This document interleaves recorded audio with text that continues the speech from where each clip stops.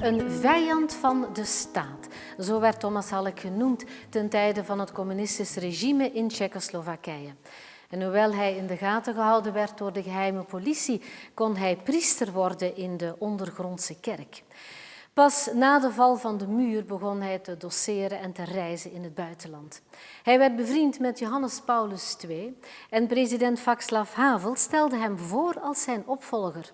Maar in plaats van president te worden van Tsjechië, verkoos Tomas Halik om academicus te blijven en priester. Wie is deze man die zowel in voor- als tegenspoed zijn eigen weg volgt? Wij konden hem ontmoeten in het Hollands College in Leuven, waar hij op uitnodiging van de faculteit Theologie te gast was.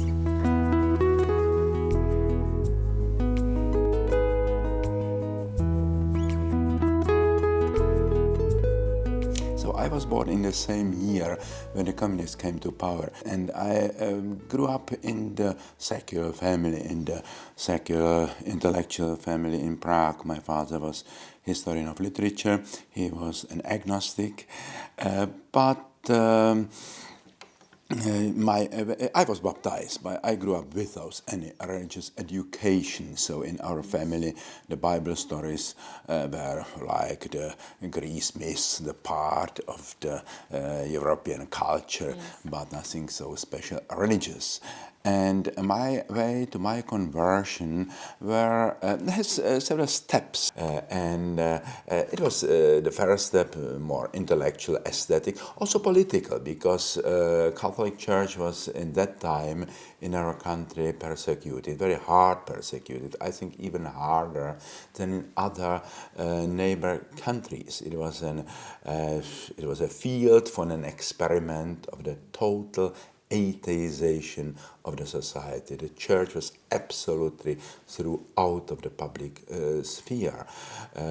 And were nuns and priests persecuted? Were they yes, killed? there was in 50s in the Stalinist era there was thousands of priests, nuns, Catholic intellectuals in prison, even some of them executed. By in the 60s it was a little bit better, but the church was absolutely in the hand of the state. And each priest has to have a special permission for his priest activity, and this permission could be taken off when the priests were active.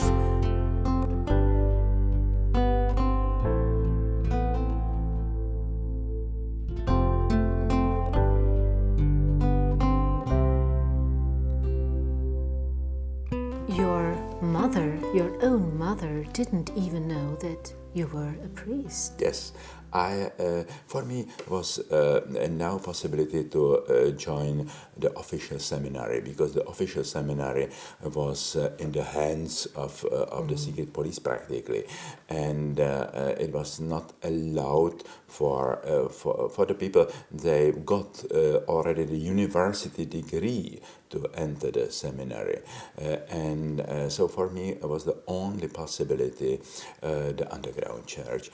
So I studied theology in underground, and then I was ordinated in East Germany. East Germany was the situation a little bit better. In the private chapel of the bishop in Erfurt, I just came for a weekend and I received the ordination. But even my own mother was not allowed to know about it. It was so in secret, so dangerous. So I worked 11 years in underground church. My official profession was a psychotherapist with alcoholics and drug abuser. So it was also the great experience, because I was always in the intellectual milieu, and in the clinic for the alcoholics I met another people, so really poor people.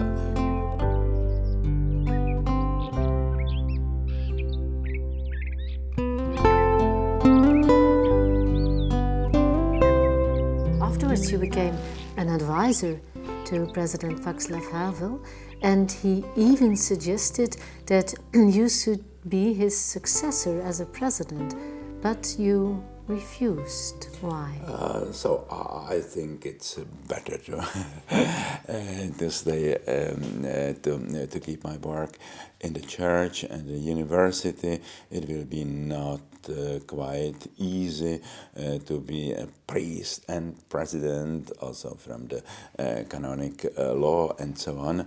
But in our country there's a tradition that the president should be not only the political figure, but also a sort of moral and spiritual authority and intellectual authority. It is the tradition of President Masaryk, the founder of the Czechoslovak Republic. And Havel was successor of this tradition. So there was these ideas.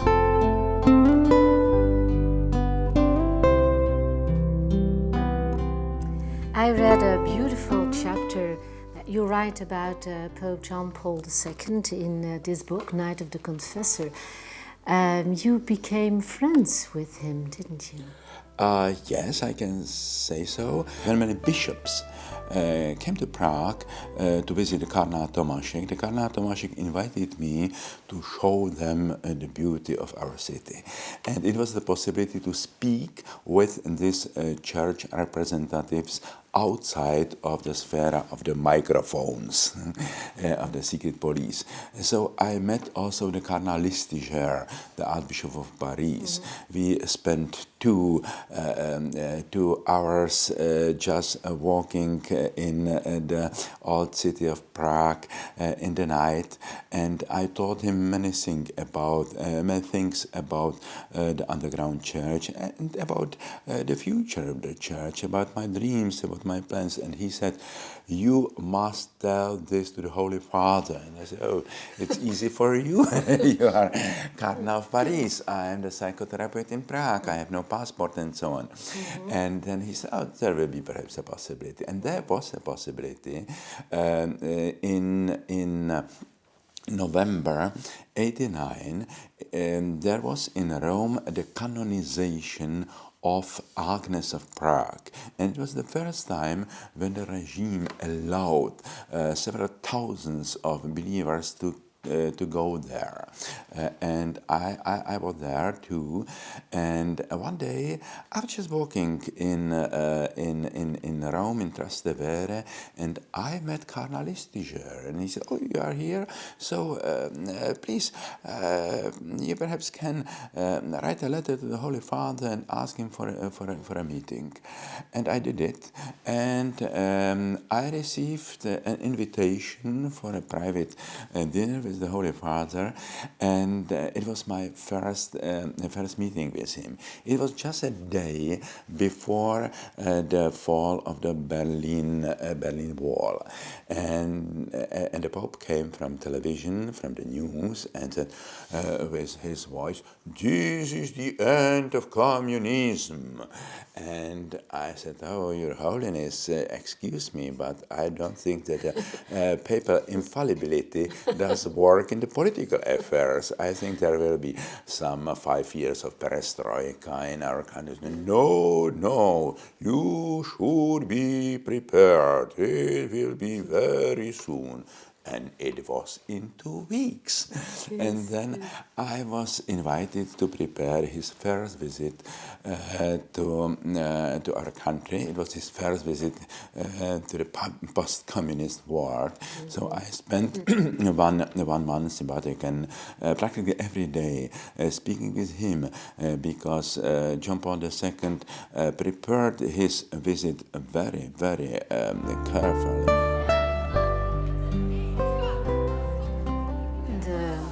Fall of the wall had a great impact. The end of communism, you could get out of Czechoslovakia, you could teach and travel a lot. But when you look at it now, at the Czech Republic, it has become the most atheistic of all countries. So the communists, they did get what they wanted, didn't they? They did succeed. I think it's not so simply that we are the most atheistic country. Under this etiquette of atheism, there is so many different positions. There is also some apat atheism. The people, they are apathetic towards religion. They are the agnostics also. They call themselves atheists, but they are absolutely not atheists. Many atheists, many anti-theists, many anti-clerical, anti-Catholics are against their own conception of God and their own image of the church. And so there is also the religious analphabetism that people have a very strong position against the church, but they have practically no informations about this. So I think it was also some mistakes of the church.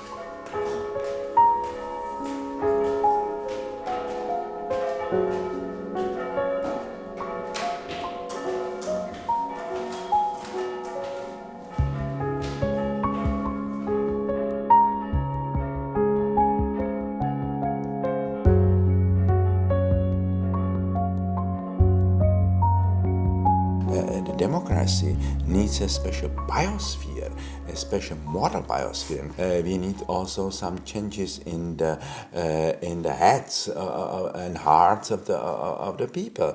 Also some changes in the value orientation, and it is something which cannot happen from one day to another.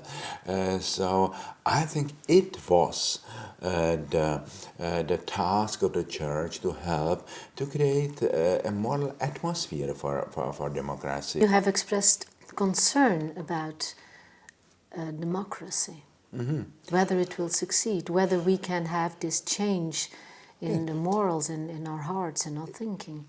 We are in television, and I'm also speaking about the role of media in the political life, because I think the media play the religious role in the society today, because they are the interprets of the word, and they are giving the great symbols, the great stories, and they are influencing the way of thinking and way of life of many people.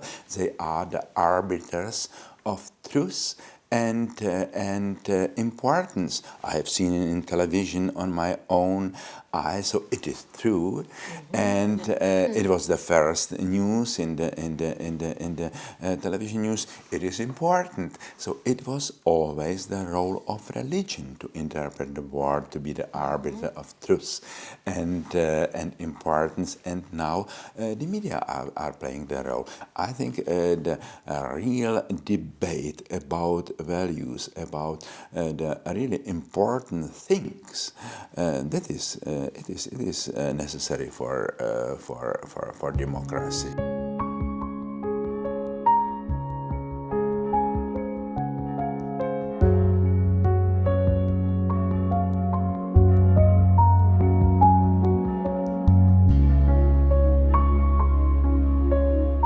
In your books, some themes come back frequently, like the paradox, or the hidden God, or atheism. Now, we can't cover all of them, but let's try to go into depth with some of them, namely the paradox. Why are you so fascinated by the spirituality of paradox? I'm saying that faith and doubts are like two sisters. They need each other. They need to complement each other, because the faith without critical thinking, without doubts, should lead to fanaticism, to fundamentalism, but also the skepticism without belief, without the fundamental trust, could lead to bitterness, to pragmatism, to cynicism. I said I'm quite skeptic by nature, but especially as a skeptic, I need a hope. I need not an illusion, not an optimism, but hope. In our country, we say the optimist is a person who has lack of informations.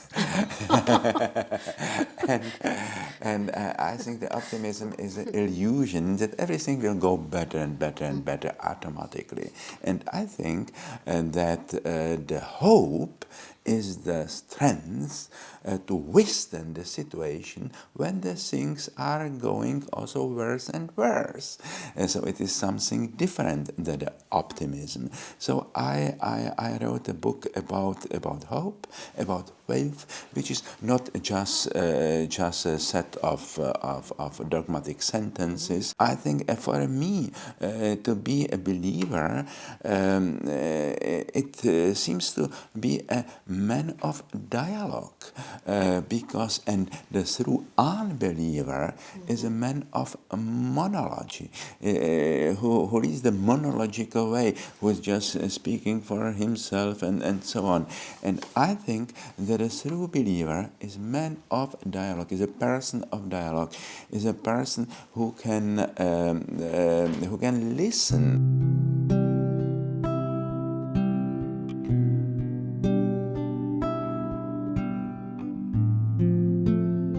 You talk about paradox, the Easter story.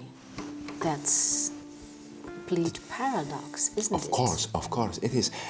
For me, it was very inspiring, the meeting with one Japanese Jesuit, and he told me, the Bible is full of koans. Koans. The many sentences of Jesus, they are koans. The first will be the last ones will be the first, and so on and so on. And also the story of Jesus, the Son of God, who is born in the poverty of Bethlehem and who is dying on Golgotha. It is a paradox. The religion of enlightenment was the religion of a harmony.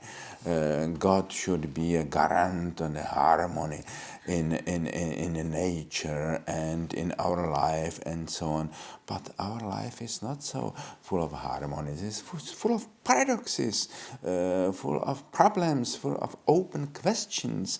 And they are also some questions, they are so good that shouldn't be spoiled by answers. I think that God appears also in questions as a question, as a provocation. In our country, in our so-called atheistic country, the faith is provocation. And I like this provocation. Jesus was a great provocator, and we must provocate the people to think. Mm-hmm. Are these paradoxes, showing that the God is not comprehensible? I mean, we want a God who we can understand, like the Enlightenment shows. Yes, but it's an idol. It's an idol. The God who is so simple, so easy, understandable. It is an idol. God is a mystery. God is a great mystery.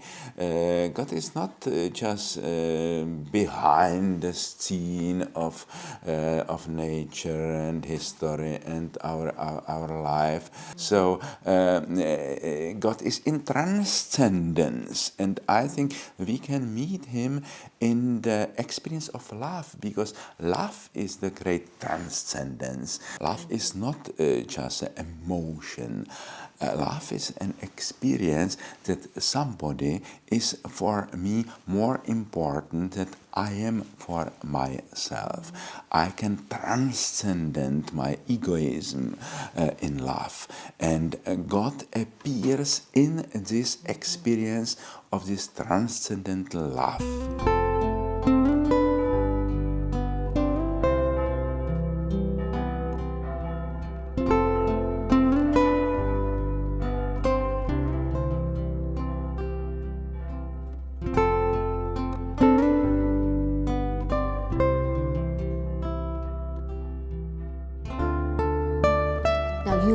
also a confessor. You hear confession a lot. Isn't it strange for a country that is said to be an atheistic country that so many people go to confession? I mean, it's practically non-existent in our countries. Do you really hear that much confession in Prague? Thousands and thousands. Thousands and thousands and thousands. Because I also baptized more than 1,000 young people in these 20 years. In our church, we have every week on Thursday night several hours of meditation, of adoration of the Blessed Sacrament, and there are some priests, and I'm always there to be for disposition for the people, to speak with them. Some of them are coming to the sacrament of penance, some of them are coming to the informal confession, or to discuss, to speak, to seek a counsel, to seek a consolation, to bring their problems. And I think it's very important to be the partner for this dialogue, not to be the owners of the truth. The truth is the book which was not read by nobody to the end. And I think it's important to listen. It's important to try to seek with the seekers together.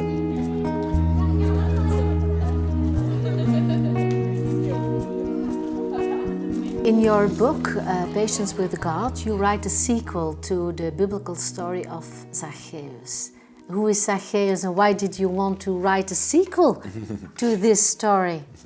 I was once invited to the Czech Parliament to present a meditation before Christmas for the deputies of our Parliament and senators. And I told them this story about Zacchaeus. And I told them it is a parable about the situation of the church in our country. When we have got first time the opportunity to enter the public space, we were looking, there were many people applauding us. There were some people against us, but we didn't mention the Zacchaeuses looking at Jesus from the distance. But Jesus came to him and called him by his name. To call somebody by his name, it means I know you, I accept you as you are. I'm not expecting that you will come to me. I'm going to your nearness. And the church has not done this. Zacchaeus is looking out from a fig tree when Jesus is coming along, so he doesn't want to go to Jesus directly, but he doesn't want to go away, but he looks at what am I going to do? Is he interesting? Yes, that's true. He's a seeker. So maybe your path has been to accompany these, especially these people. It's perhaps my mission in the church and the society to speak with those they are on distance and they need somebody who will accept them, who will not manipulate them, and this is my work, and also my books, they are for those seekers. I think that the main distance is not between the so-called believers and so-called non-believers. The main line is between seekers and dwellers. They are the dwellers. They are the people. They are absolutely at home in the churches or in the traditional atheism. I remember you in your book when you say I'm not too pessimistic about the churches because about ruined churches, because I myself in Czechoslovakia I saw churches and I looked through the rooftop and it was all in ruins, but it helped me. It was a good thing for me. So. Yes, I think it is the hope. It is the hope. It is not the optimism, but it is the hope. We must be open to the miracles. God is coming to us as a challenge. God is not so banal. God is for many people, and sometimes also for the believers, the hidden God, the silent God, and I'm saying it is very important to interpret this hiddenness of God, this silence of God. The atheistic interpretation is, so God is silent, it means God is dead, God does not exist. And I think it is too simply, it is too superficial. They are the traditionalists, they are not able to listen this silent music of the hidden God. They are repeating the old formula. They are some enthusiastics with their hallelujah, but they are also not able to understand and to listen to this silence of God. But I think the major phase is the patience with this hidden God. I think hope, faith, and love. They are three arts, three ways how to be patient in face to face this silence, this hiddenness of God. Thank you very much, Monsignor Halik, for this interview. Thank you.